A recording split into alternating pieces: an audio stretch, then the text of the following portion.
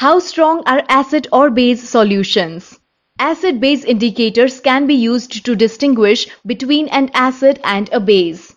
We can do this by making use of a universal indicator, which is a mixture of several indicators. The universal indicator shows different colors at different concentrations of hydrogen ions in a solution. A scale for measuring hydrogen ion concentration in a solution called pH scale has been developed. The P in pH stands for Potenz in German, meaning power. On the pH scale, we can measure pH from 0 to 14. pH should be thought of simply as a number which indicates the acidic or basic nature of a solution. Higher the hydronium ion concentration, lower is the pH value. The pH of a neutral solution is 7. Values less than 7 on the pH scale represent an acidic solution.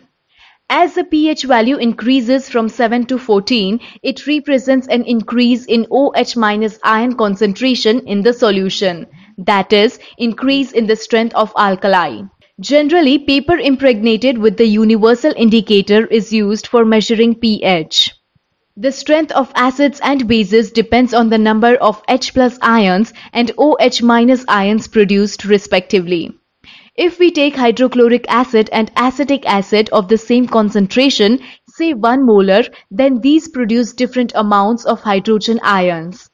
Acids that give rise to more H+ ions are said to be strong acids, and the acids that give less H+ ions are said to be weak acids.